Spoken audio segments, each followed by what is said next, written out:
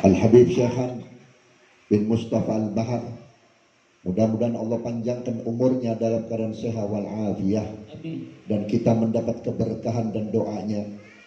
Terutama keluarga besar almarhum al-maghfur Bapak Haji Ismail, putra dan putrinya. Mudah-mudahan Allah berkahi, Allah jadikan keluarga yang istiqamah, dapat mengikuti kehendak dan jejak baik daripada almarhum Bapak Haji Ismail dan Umi Aisyah. Para alim ulama, para kiai, para habaib, para tokoh masyarakat, bapak-bapak, ibu-ibu dan saudara-saudara yang dimuliakan oleh Allah Subhanahu wa taala. Tadi sudah disampaikan oleh Akhina Al-Mahbub, Akhina Robi, walaupun singkat, padat dan berisi, tentang keagungan junjungan kita Nabi besar Muhammad Sallallahu Alaihi Wasallam. Memperingati Maulid ini bukan tradisi, bukan kebiasaan tahunan, tetapi merupakan kewajiban bagi orang-orang yang berharap syafaatnya Nabi Muhammad. Memperingati Maulid merupakan tanda syukur kepada Allah, sedangkan hukum dalam bersyukur kepada Allah itu hukumnya wajib. Nikmat Allah yang teragung, nikmat Allah yang paling super, nikmat Allah yang paling besar adanya Nabi Muhammad. Kalau tidak ada Nabi Muhammad, sampai detik ini kita tidak akan beriman kepada Allah. Kalau tidak ada Nabi Muhammad, kita nggak tahu caranya bagaimana mendidik keluarga. Kalau nggak ada Nabi Muhammad, kita tidak kenal Islam dan tidak kenal Quran. Kalau kita tidak ada Nabi Muhammad, mungkin kita tidak paham apa itu agama. Adanya Nabi Muhammad, adanya ulama. Adanya Nabi Muhammad, adanya para aulia. Adanya Nabi Muhammad, tumbuh hamba-hamba Allah yang saleh. Ini disebabkan oleh Nabi Muhammad SAW. Ketika rombongan orang-orang yang saleh akan masuk ke dalam syurga, begitu sampai di pintu gerbang syurga, malaikat Ridwan membuka pintu gerbang syurga. Lalu malaikat Ridwan berkata, aku tidak persilahkan kalian untuk masuk ke syurga sebelum kalian menjawab pertanyaanku. Apa pertanyaan malaikat Ridwan kepada calon-calon ahli syurga? Kamu bisa masuk syurga ini kenapa? Jawab mereka, sholat saya, puasa saya, ilmu saya, sedekah saya, amal baik saya. Ditutup itu pintu gerbang syurga. Lalu calon-calon ahli syurga bertanya, ya Ridwan, sudah saya jawab, kenapa pintu syurga ditutup? Dijawab kembali oleh malaikat Ridwan, kalian tidak akan masuk syurga dan haram masuk syurga kalau kalian belum mengakui jasa baik Nabi Muhammad. Kamu bisa sholat karena Nabi, kamu beriman kepada Allah karena Nabi, kamu berakhlak karena Nabi, kamu beramal karena Nabi. Kalau kamu tidak menyebut Nabi Muhammad sebagai perantara, penyebab kamu bisa menjadi orang yang soleh, haram kalian masuk ke dalam surga. Maka oleh karena itu kita jangan bangga dengan amal kita. Jangan merasa besar dengan perbuatan baik kita. Kita ini bisa begini karena Rasulullah. Kita begini karena Nabi Muhammad. Hanya orang yang kufur nikmat, yang tidak suka dengan acara syukuran maulid, saudara-saudara. Maka oleh karena itu, sehebat apapun amal seseorang, kalau tidak mengagungkan Nabi Muhammad, mereka tidak akan agung dan besar di hadapan Allah. Allah melaknat iblis atau setan. Itu hanya dua penyakit. Pertama, sombong kepada Nabi Adam. Merasa iblis lebih mulia dari Adam. Karena Adam terbuat dari tanah, iblis dari api. Yang kedua, iblis atau setan hasud kepada Nabi Muhammad. Coba perhatikan. Ketika Allah tampilkan atau Allah adakan, Allah wujudkan tubuh Nabi Muhammad, artinya lahirnya Nabi Muhammad, semua makhluk senang. Sampai kuman-kuman di dalam tanah, makhluk Allah terkecil pun senang. Hanya satu makhluk yang tidak senang, yaitu setan. Makanya zaman sekarang gak usah pusing-pusing. Kalau ada yang gak demen maulid, ya setan. Setan zaman sekarang itu sudah nggak goib, saudara-saudara, sudah wujud jadi manusia. Ya, sama dengan kita ngerokok bareng, jalan bareng. Bedanya apa? Bedanya satu, nggak ada takdim buat takrim kepada Nabi Muhammad. Maaf, walaupun tahajud 1000 rakaat, wirid setiap hari, Quran hafal, kalau tidak ada pengakuan bahwa aku begini karena Nabi Muhammad, itu setan. Setan 80.000 tahun sujudnya. Belum ada makhluk Allah yang jidatnya hitam, setan duluan. 80.000 tahun. Tapi setan tidak mengakui kemuliaan Nabi Muhammad. Nabi Allah Adam alaihissalam ketika dikeluarkan dari surga, bertahun-tahun Nabi Allah Adam merasa berdosa, bersalah kepada Allah. Itu Nabi Adam bertahun-tahun beristighfar. Istighfarnya masih ada dalam Quran.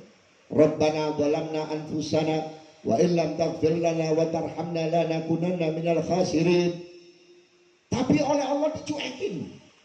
Tidak didengar, bukan Allah tidak mendengar, diacuin. Sampai Jibril kesian turun. Dibisikin Nabi Allah Adam, ya Adam, udhkur Muhammadan. Hai Adam, sebut Nabi Muhammad. Siapa itu Muhammad? Muhammad adalah makhluk Allah yang paling dicintai oleh Allah.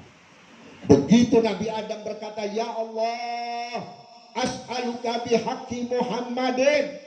Aku berharap dengan hak dan kemuliaan Muhammad, ampuni saya, terima tobat saya. Langsung detik itu dijawab oleh Allah. Hai Adam, kalau kamu tidak sebut Muhammad, ila yaumil qiyamah, aku tidak ampuni engkau. Makanya Sayyidina Abu Bakar Siddiq radhiyallahu anhu, beliau mengatakan orang yang bertobat dengan sholawat lebih cepat diampuni oleh Allah.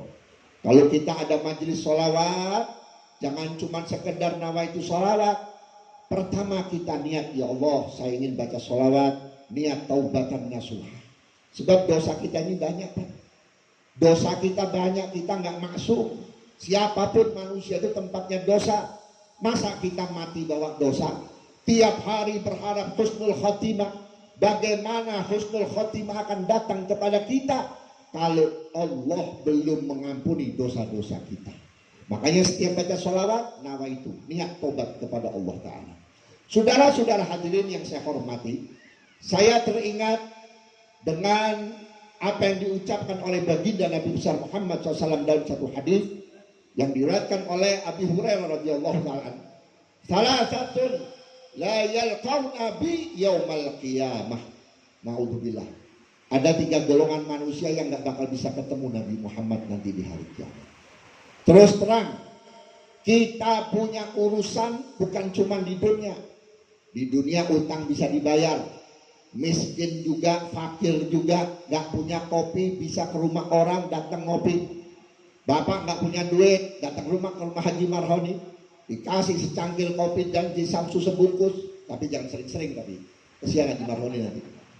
Tapi kalau di akhirat siapa yang bakal ngurusin kita? Bapak ibu kita lari dari kita, anak kita lari dari kita, tetangga, teman, sahabat, pemimpin semua lari dari kita. Kenapa?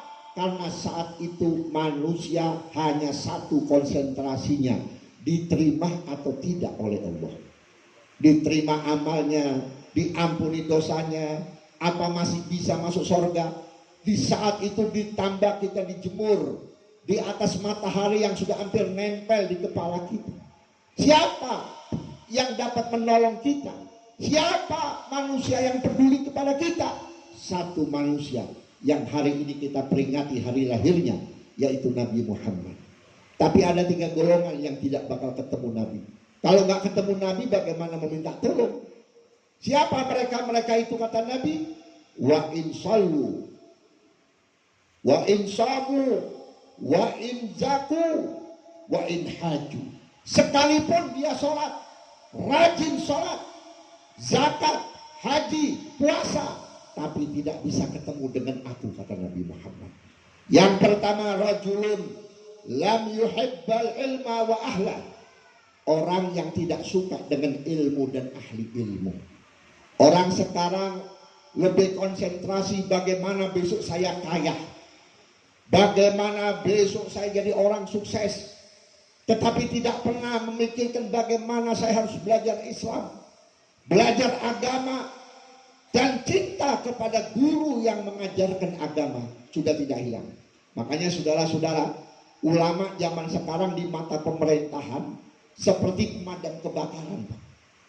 Giliran negara kacau, ulama suruh mendinginkan, suruh memadamkan api kemarahan.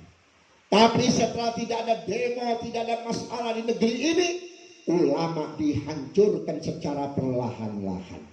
Dibiarkan maksiat merajalela. Begitu maksiat merajalela, yang capek kan ulama. Karena ulama punya tanggung jawab untuk amar ma'ruf nahi munkar.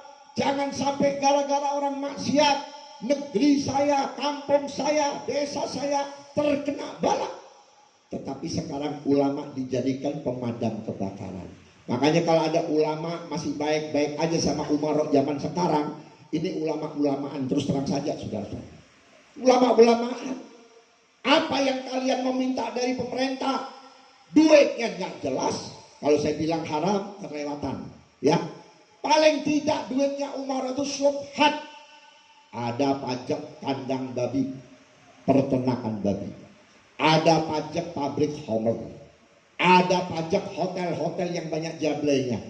Terus kita diamplopin senang. Terus kita disumbang senang. Ingat, satu haram yang masuk ke dalam rumah kita, satu yang haram masuk ke pesantren kita, tidak akan menyebabkan melahirkan ulama-ulama yang soleh.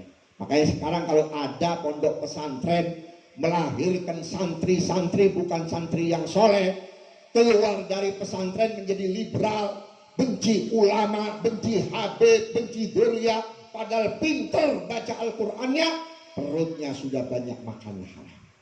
Nabi waktu mau meninggal dunia, datang Sayyidina Ali di samping Rasulullah. Kita bisa buka di dalam kitab Wasiatul Mustafa lil Imam Ali bin Abi Thalib karamallahu wajhah. Apa wasiat Nabi sebelum wafat? Ada beberapa wasiat yang ditulis oleh Sayyidina Ali bin Abi Thalib. Di antaranya apa? Man akalal haram mata qalbuhu wa da'ufa yaqinuhu wa qillat ibadatuhu. Orang yang makan barang haram pasti mati hatinya. Sekarang Pak, orang hidup tapi hakikatnya mati. Betul-betul. Kebenaran sudah ada, dalil sudah ada, nas Quran hadis sudah ada, qaul ulama-ulama yang terdahulu sudah ada, tapi mereka tidak menerima. Malah mereka bikin kitab seolah-olah kitabnya paling benar.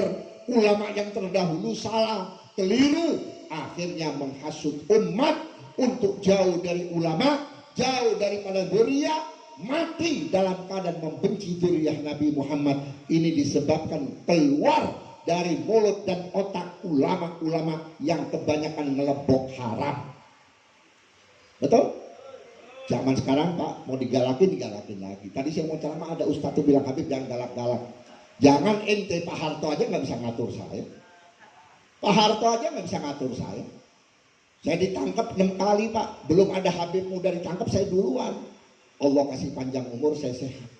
Iya. Dulu yang nangkap tentara bukan polisi. Diinjak, dibanting, badan saya kayak karet.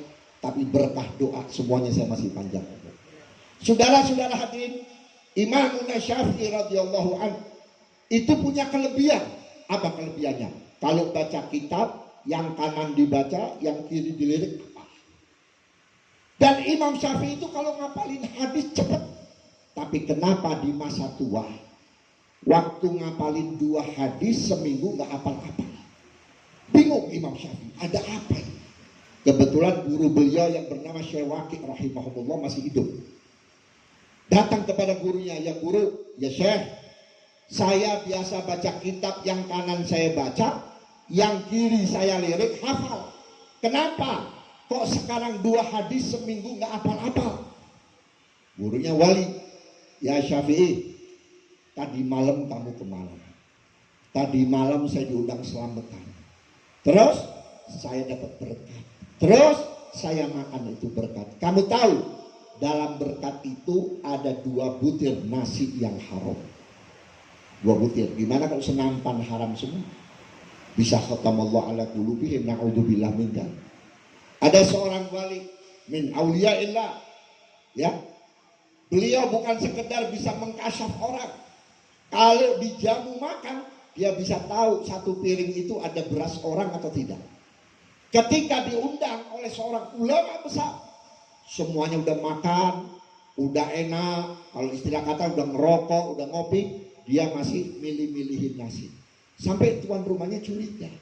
Tuan rumahnya seorang ulama juga. Ditanya, ada apa? Begini, di dalam piring ini saya lihat ada beberapa butir beras orang yang nyampur. Makanya saya pilihin, saya nggak mau, takut orangnya nggak ridho. Itu Pak, orang-orang dulu Pak. Makanya doanya manjur. Doanya lebih cepat dari kilat. Kenapa? Perutnya bersih daripada yang haram. Yang kedua, orang yang suka makan barang haram, wakilat ibadatuhu, ibadahnya kurang. Makanya kalau orang yang rajin ibadah, malam tahajud, baca Quran sampai subuh, tiba-tiba malas wirid, malas baca ratib, malas hadir maulid, malas hadir pengajian, malas. Ingat, di perut kita ada kecampuran barang haram. Kita punya istri baik, nurut, setia, anak kita juga begitu. Tiba-tiba istri kita berubah jadi kurang ajar. Mungkin hasil yang kita bawa pulang ini ada barang haram yang kita beri makan kepada anak-anak kita, istri kita. Setiap orang yang kemasukan barang haram itu akan berubah moral dan akhlaknya. Sekarang banyakkan orang makan haram Pak. Makanya kita lihat Pak, ya, lewat sosial media, orang udah nggak segen-segen menghina Nabi, nggak segen-segen menghina Quran, nggak segen-segen menghina syariat Nabi Muhammad. Kenapa? Mulutnya tiap hari dijejelin makanan haram. Kemudian apalagi kata Nabi? Wakil wada'ufa yakinuhu. Orang yang suka makan barang haram, yakinnya, keyakinannya kepada Allah, keyakinan kan keimanan, itu semakin hari semakin merosot. Dengar beras naik, stres. Dengar bensin naik, stres. Dengar pajak naik, stres. Kalau kita punya iman, nggak usah stres. Yang ngatur rezeki kita bukan Prabowo, yang ngatur rezeki kita bukan Jokowi, yang ngatur rezeki kita bukan bapak ibu kita, Allah. Kalau bapak ibu masih panjang umur, berarti rezekinya masih banyak. Makanya kalau ada orang dapat rezeki, jangan iri, jangan hasut. Misalkan ada orang ngasih duit kiai, ngasih duit ulama buat pesantrennya 10 juta, 20 juta, 1 miliar, 2 miliar. Itu bukan miliknya orang kaya, itu rezekinya kiai yang dititipkan oleh Allah Ta'ala kepada orang kaya. Jangan orang kaya sombong, saya sudah ngasih kiai, saya sudah ngasih ulama. Itu duitnya ulama dititipkan kepada kamu, yang kamu sampaikan bagus masih kamu sampaikan. Kalau tidak, dunia akhirat kamu tanggung jawab pada Allah. Saudara-saudara, saya berapa kali Pak menemukan orang mati mendadak.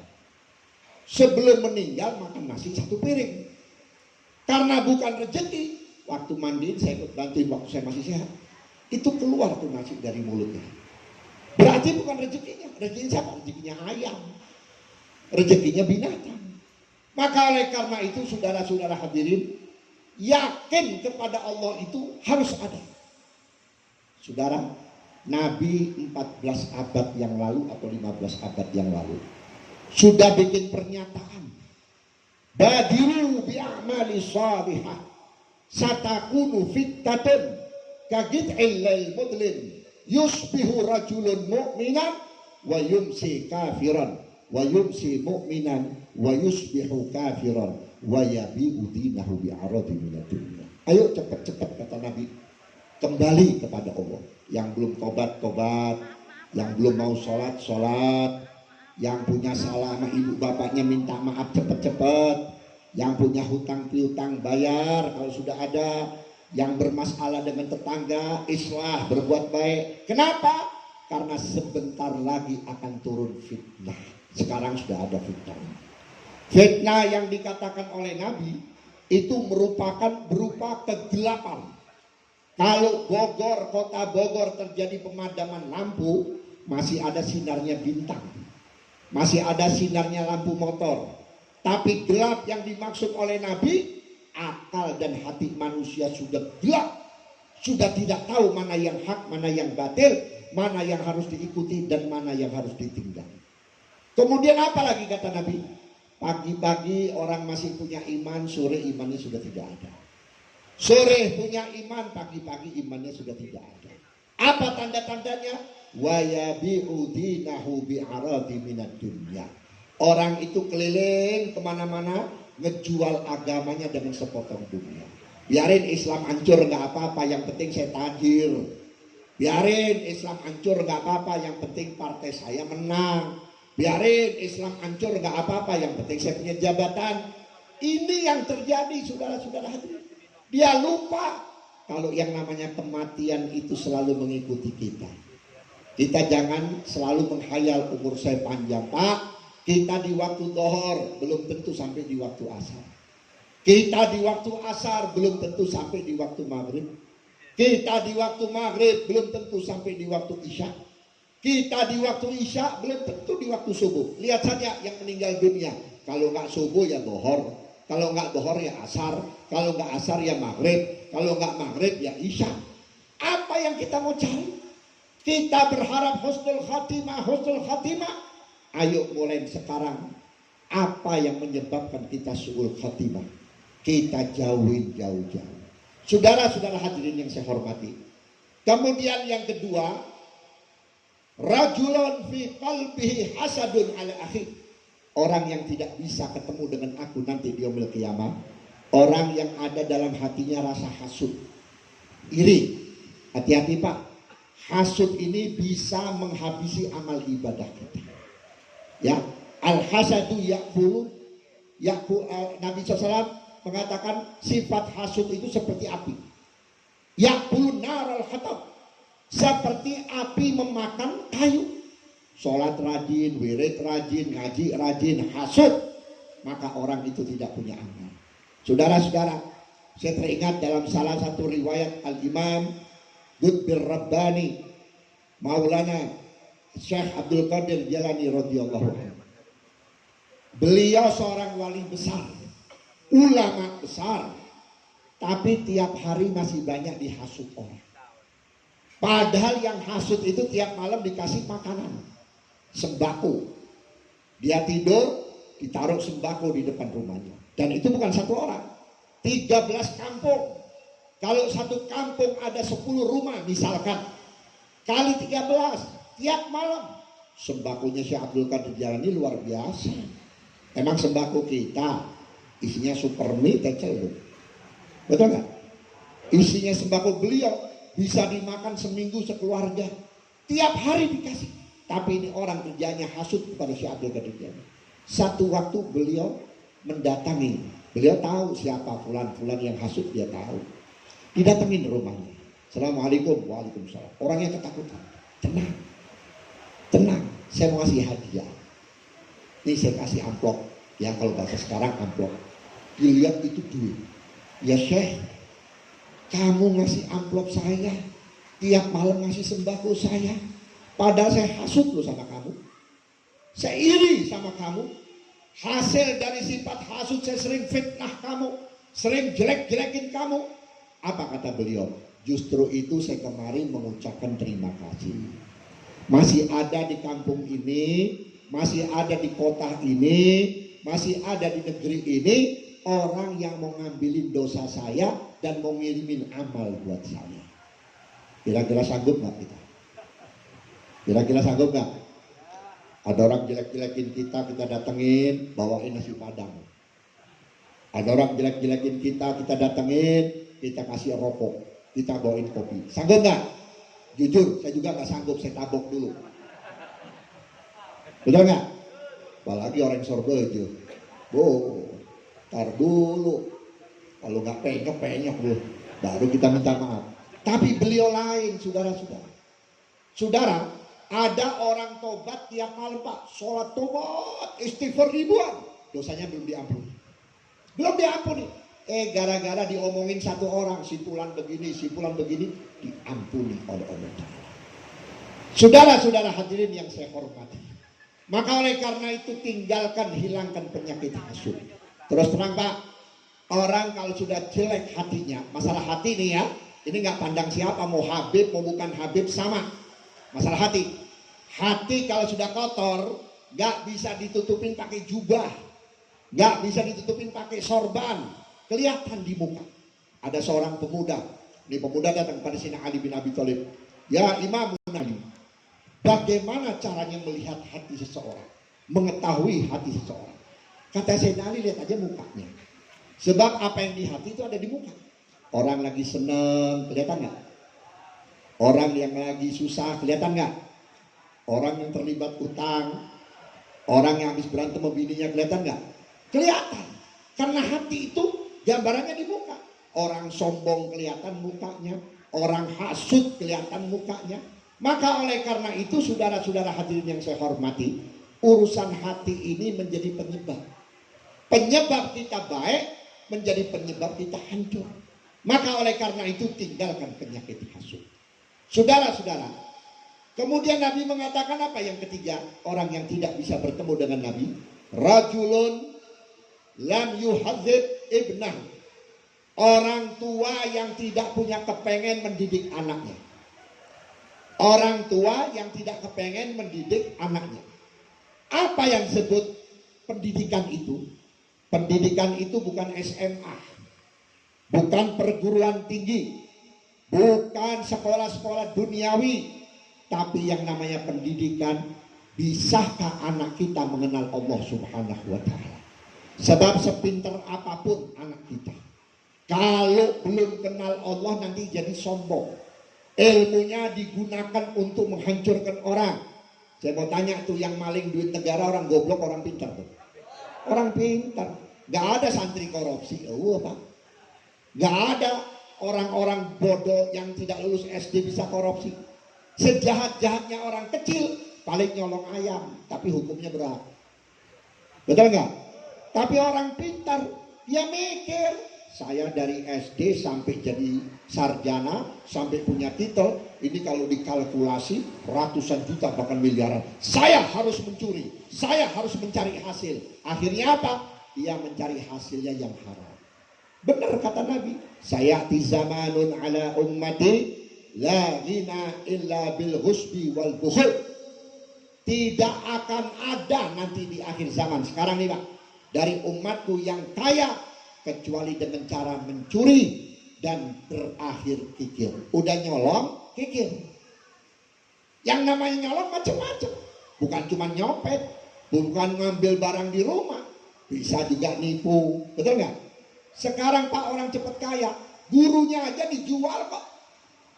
Gurunya dijual. Si Fulan mau bangun pesantren, padahal gurunya nggak bangun pesantren. Si Fulan mau bangun masjid, padahal gurunya nggak bangun masjid. Ya Allah, berapa sih dapatnya? 1 miliar. Tapi amalmu belum bisa dibandingkan dengan banyaknya uang 1 miliar. Habis begitu saja. Wal buhul. Kemudian setelah dia kaya, dari hasil yang haram dia medit.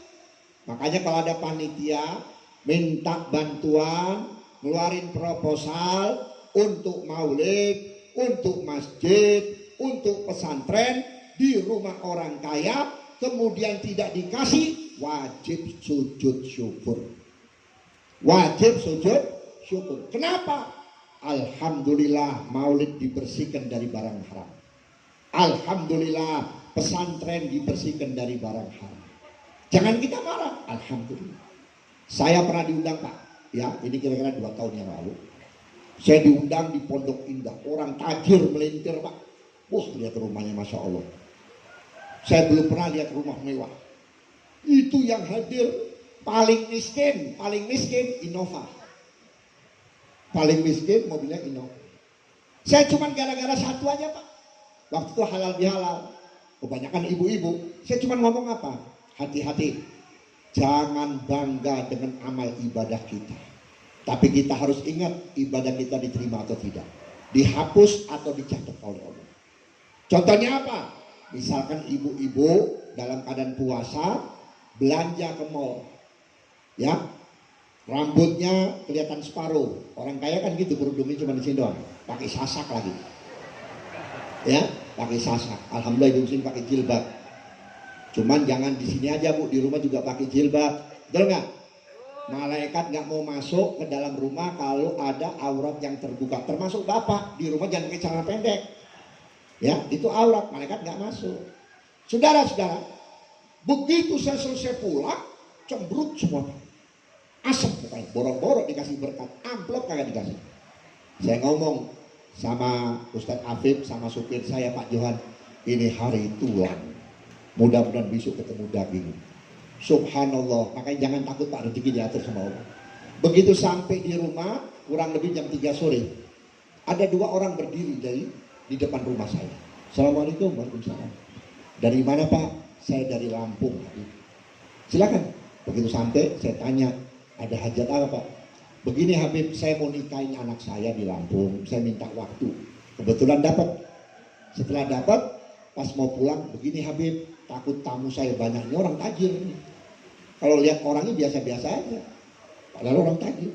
Saya takut tamu saya banyak, saya nggak sempat ngasih sesuatu sama Habib. Nih, saya kasih transportnya sekarang. Alhamdulillah. Saya buka berapa? 25 juta Pak. Jangan takut. Jangan takut, rezeki sudah diatur sama Allah. Jangan undang Habib Fahmi begini-begini. Ntar diganti yang lebih tajir lagi. Makanya saya nggak pernah takut Pak. Saya nggak pernah takut dihasut orang. Kalau ada yang hasut, alhamdulillah. Karena memang dosa saya banyak. Kenapa tiap hari ngomelin orang? Betul kan? Saya bersyukur sama Allah Ta'ala. Tapi alhamdulillah sampai detik ini, walaupun saya dalam kondisi sakit seperti ini, saya masih bisa ceramah kemana-mana. Ke Surabaya, ke Madura. Waktu saya sakit dikabarin meninggal. Seneng tuh yang hasut Pak Habib Fahmi tos modal. Sampai di Masjid Ampel disolatin Gaib. Taunya dari mana? 2 tahun setelah saya sakit, saya diundang di daerah Ampel. Kaget, Bib.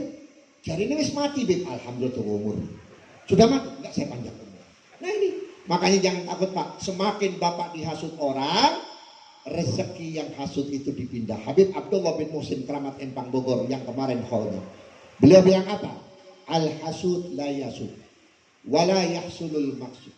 Rizqul hasid lil maksud. Lil maksud. Orang yang hasud gak ada ceritanya seneng Pak. Susah. Kalau gak dawil gak dapat duit. Yang kedua, orang yang hasud itu rezekinya dipindah kepada yang hasud. Maka setiap banyak yang hasud, banyak yang amplopin saya. Alhamdulillah. Hasud lagi, besok dapat lagi. Hasud lagi, besok dapat lagi. Bukan amplop saja. Dosa saya diambil, pahalanya saya terima. Betul nggak? Saudara-saudara, ini saya sampaikan harus jelas, harus terang, ya, supaya kita paham, supaya kita tidak terpengaruh oleh hal-hal yang didasari oleh kehasudan. Kemudian, saudara-saudara hadirin, orang yang tidak mendidik anaknya kenal sama Allah Ta'ala, nanti anak itu bakal dirobak otak dan hatinya untuk durhaka kepada kita. Habib, kenapa anak saya nggak ada yang nurut? Kenapa anak saya suka nyakitin hati? Kenapa anak saya kurang ajar? Jawabannya gampang. Ya, jawabannya gampang. Kalau Bapak waktu punya anak dikenalkan Allah lewat madrasah diniyah, lewat pondok pesantren Ahlus Sunnah wal Jamaah, insya Allah anak Bapak sampai kapanpun nggak bakal jahat. Contohnya apa? Ketika kita meninggal dunia, siapa orang yang setia yang mengirimkan pahala? Tetangga, paling 7 hari. Begitu dikasih kitab Yasin, bukan dibaca, ditaruh di atas lemari.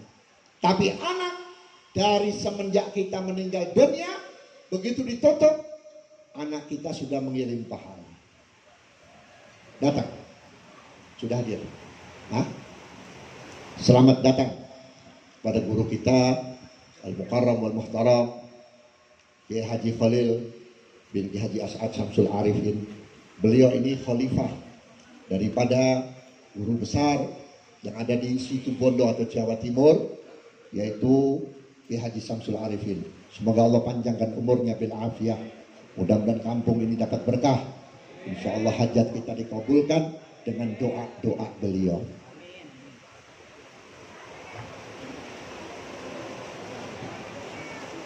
Saudara-saudara, begitu anak kita ambil wudhu, bapak ibu yang meninggal udah dapat pahala.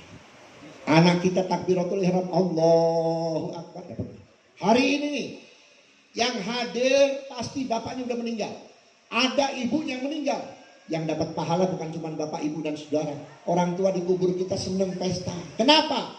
Berapa sholawat yang kita baca. Imamuna Hasanul Basri, beliau pernah mengatakan, satu sholawat ketika kita ketemu kuburan yang jumlahnya 500, satu sholawat Allahumma sholli ala sayyidina Muhammad wa ala ali sayyidina Muhammad dapat menghentikan siksa Allah kepada mayit yang jumlahnya 500 ila yaumil qiyamah. Ini bukan cuma satu kali. Dari ratib berapa kali, dari maulid berapa kali, dari sholawat-sholawat yang lain berapa kali. Bapak dapat pahala, orang tua kita senang. Mudah-mudahan apa yang kita lakukan ini juga sumbangan buat orang tua kita. Wabil khusus almarhum al-maghfur, orang tua saya, Bapak Haji Ismail dan Ibu Haji Aisyah, istri beliau. Memang dari saya masih muda, saya kenal beliau. Beliau seperti orang tua saya. Tapi saya yakin beliau hayyun inda rabbihim.